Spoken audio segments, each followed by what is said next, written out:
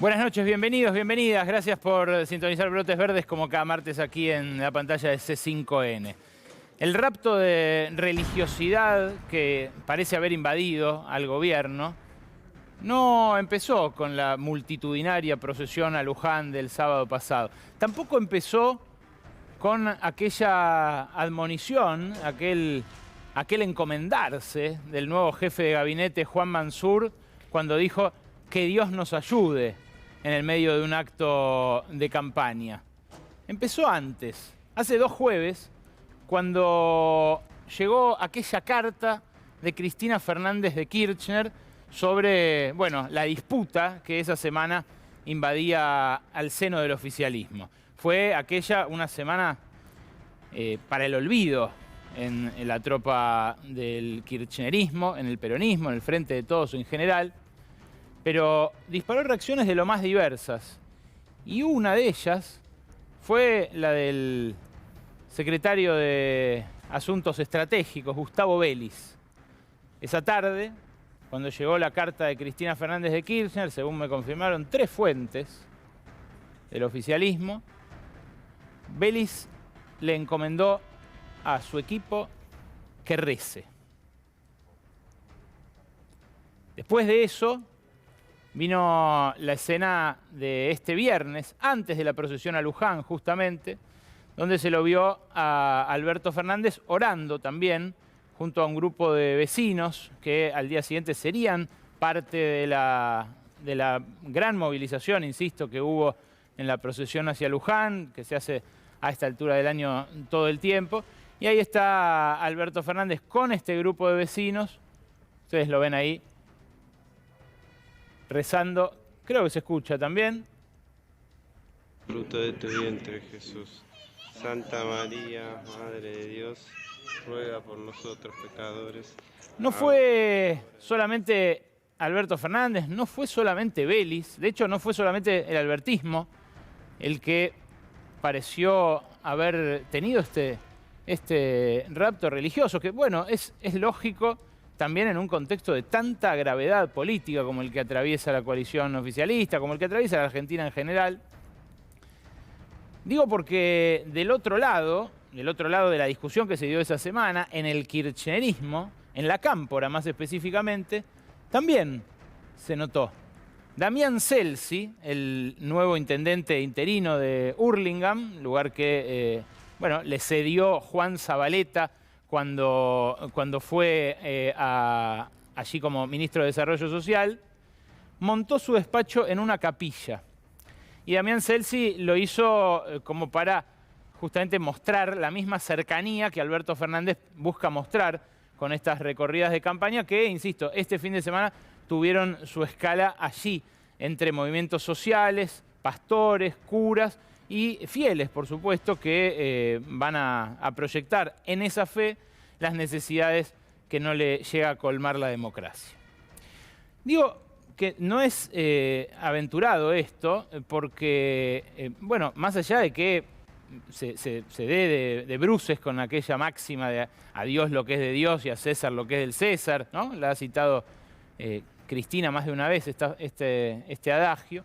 Lo que muestra es que efectivamente el oficialismo siente que se enfrenta a poderes que lo superan en mucho.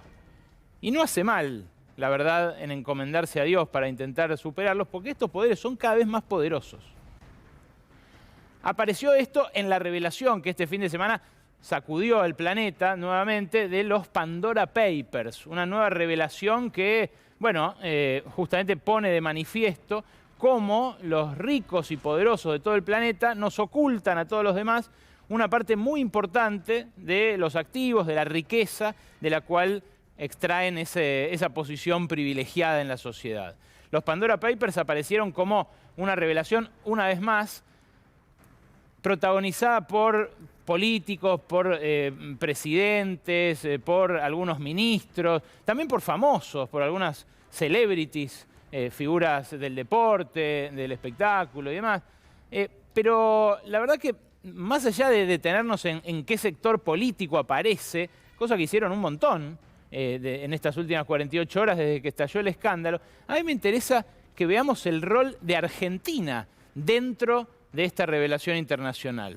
Porque vos fijate este podio, un podio realmente vergonzante, en el cual Argentina está tercero, siendo que Argentina no está tercero ni en la potencia económica, ni en el PBI, ni en la población, ni en industria, ni mucho menos en la riqueza o en las reservas que puede ostentar. Y sin embargo, en los Pandora Papers, la mayoría de los involucrados individualmente, de los beneficiarios finales de las empresas offshore o de las empresas en guaridas fiscales que salieron a la luz y que no habían sido declaradas, bueno, los mayoritarios o la primera minoría son los rusos, los segundos son los británicos y los terceros son los argentinos.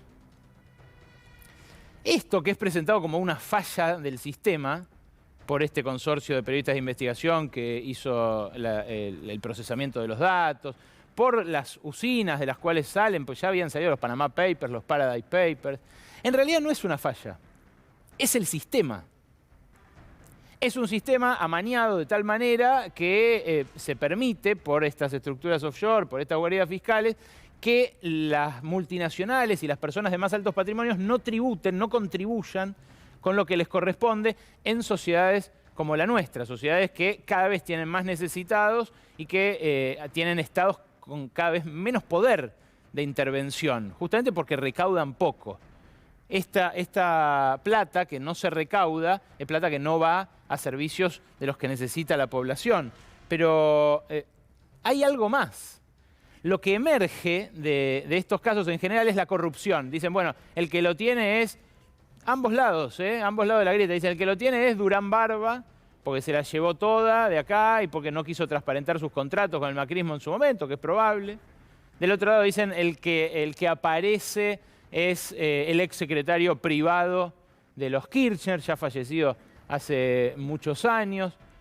Pero la verdad que los estudiosos lo que mostraron es que los fondos que aparecen en general en estas revelaciones y que están en estas guaridas fiscales son fondos que no provienen mayoritariamente de la corrupción y tampoco del delito, ni del contrabando, ni del tráfico de armas, ni de la trata de personas, ni mucho menos. Eso es la parte minoritaria. Mirá esta torta que preparamos en base a información que coinciden todos, coincide la Red de Justicia Tributaria, Tax Justice Network, los que en su momento estudiaban acá el tema, el Cefidar, este especialista, profesor de la Universidad de La Plata, Juan Valerdi. Lo que en general se sabe es que de esta plata, 2/3 es elusión y evasión de impuestos por parte de multinacionales y de mega magnates, que menos de una tercera parte es delitos, tiene origen en delitos, y apenas un 5% tiene su origen en la corrupción política. Ahora, en Argentina, ¿cuánto estima esta red de justicia tributaria, la Tax Justice Network, que se pierde de recaudar el Estado Nacional? 2.684 millones de dólares. Por año el Estado argentino se pierde de recaudar. Esto en la estimación más conservadora, por individuos de alto patrimonio que no declaran sus patrimonios y que no pagan casi 350 millones de dólares, y multinacionales que a través de mecanismos de enjuague, subfacturación de importaciones, disfraz de las remesas que hacen, sobrefacturación de contratos con consultoras y demás, terminan evitando pagar esa friolera de dinero. Es mucha plata que, insisto, no vuelve a nosotros. Esta guita equivale, por ejemplo, a haber contratado 400.000 enfermeros durante la pandemia, según dijo esta misma red tributaria el año pasado. Es más de lo que se recaudó por el aporte extraordinario de las grandes fortunas. O sea, lo que las grandes fortunas evitan pagar por año es lo mismo que lo que por una vez y con tanto esfuerzo y con tanta discusión pagaron en el peor momento que le tocó atravesar a la Argentina, ni que hablar desde que existe esta pandemia tremenda que nos llegó en el medio de una crisis económica terminal. Es loco porque las pérdidas totales, en realidad, se estiman en mucho más que esto. Esta misma red las estima en 37.000 millones de dólares. ¿Por qué? Porque une a las pérdidas directas lo que se llama la carrera hacia abajo. Joe Biden lo mencionó en sus discursos, la race to the bottom. Es la carrera de los estados para conseguir que las empresas inviertan en sus países a pesar de que les cobran impuestos. Entonces dicen, ¿sabes qué? No te cobro, no te vayas a la guarida fiscal. Vení acá, que yo no te voy a cobrar. Y esto plantea la pregunta de quién va a gobernar después de las elecciones. ¿Quién va a gobernar la Argentina durante la segunda mitad del mandato del Frente de Todos? Porque lo que arroja esta elección como saldo es la posibilidad de que haya un obstruccionismo como el que vimos hoy en la Cámara de Diputados respecto de la ley de etiquetado frontal. Una ley que tiene consenso multipartidario, ya tiene media sanción del Senado, que simplemente implica que le adviertan a la gente si un alimento tiene mucho azúcar, mucha sal o muchas grasas.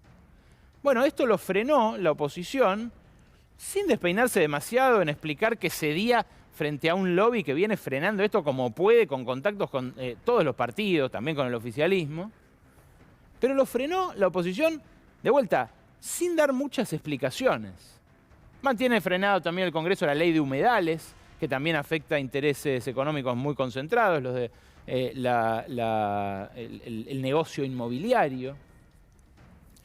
Pero también el gobierno, después de las elecciones, así como leyó que la sociedad giró a la derecha y entonces optó por cambios en el gabinete que contuvieran ese giro, bueno, también entabló otra relación con el poder económico más concentrado. La semana pasada, el jueves, vimos cómo el gobierno presentaba la ley de incentivo a la producción agroindustrial, la ley agropecuaria, una ley que redactó directamente el Consejo Agroindustrial Argentino y que vimos el jueves pasado la foto de la plana mayor del gobierno presentándolo con Alberto Fernández, con Cristina Fernández de Kirchner, con Juan Mansur, el jefe de gabinete, y con el nuevo ministro, nuestro invitado de la semana pasada, Julián Domínguez, el nuevo ministro de Agro. Bueno, esta ley establece beneficios impositivos para los que produzcan y exporten más granos en la Argentina. Un país que francamente no necesita incentivos para que se produzcan granos de manera eficiente. Es uno de los países que más eficientemente lo hace en el mundo. Quedó afuera el capítulo de retenciones, que después se va a discutir. Pero el mismo viernes, al día siguiente, el gobierno por decreto les bajó las retenciones a las terminales automotrices. Terminales automotrices que está buenísimo que tengamos, porque Argentina es uno de los 20 países en el mundo que tiene terminales automotrices. Y es cierto, estas empresas son tan poderosas que te dicen, ¿sabes qué? Para que yo monte uno de estos robots, vos me tenés que bajar impuestos, me tenés que proteger el mercado local, me tenés que ayudar a financiar las cargas sociales. Y en esa negociación es donde el Estado está cada vez más debilitado. Acá y en el mundo, pero acá muy especialmente. Mirá, lo que le perdonan de retenciones el año que viene a las automotrices, en caso de que exporten 30.000 vehículos más, porque lo que se eliminan son las retenciones a la exportación incremental. Eso equivale a unos 120 millones de dólares. Estuve sacando las cuentas, es algo que las notas del fin de semana no informaron. 120 millones de dólares más o menos es lo que dejarían de pagar. Dice el gobierno, en realidad yo no lo recaudaría, porque si yo no le doy este incentivo, no exportan los 30.000 autos más, entonces yo tampoco lo recaudo. Pero bueno, si hacemos la comparación con el esquema actual, exportando 30.000 autos más, van a dejar de pagar 120 millones de dólares. Esto a condición de que empleen 5.000 operarios, que también está buenísimo que tengamos. Mecánicos súper especializados que manejan robots, que a su vez se forman, que a su vez derraman en otras actividades, porque hay otros operarios que fabrican las autopartes, que se ensamblan acá.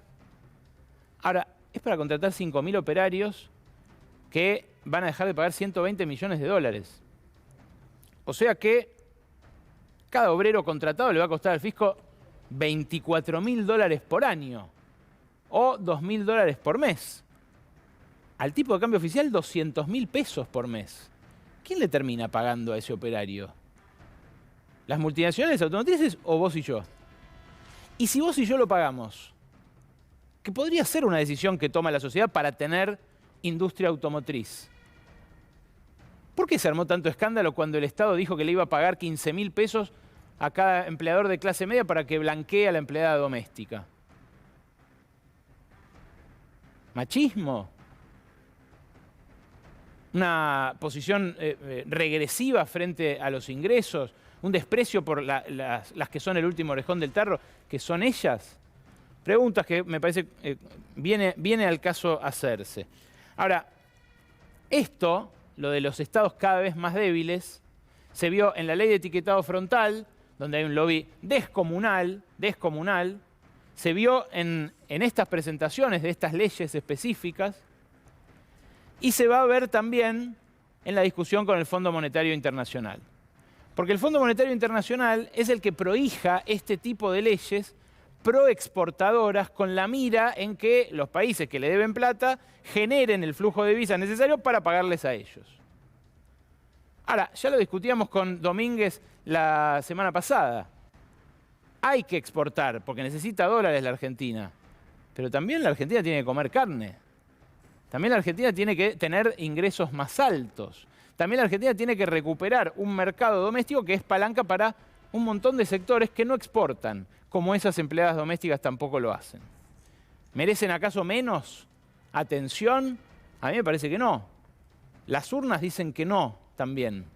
Pero con el Fondo Monetario impulsando este tipo de regímenes y con el Fondo Monetario esperando simplemente a que venga Argentina a que le imponga sus condiciones para refinanciar esa deuda monstruosa que dejó Mauricio Macri, el gobierno puede llegar a maniatarse todavía más. Y eso es peligroso, porque si enfrente están los todopoderosos, contra los cuales solo queda encomendarse a Dios, el Fondo Monetario no creo que ayude. Bienvenidos, bienvenidas. Así arranca Brotes Verdes.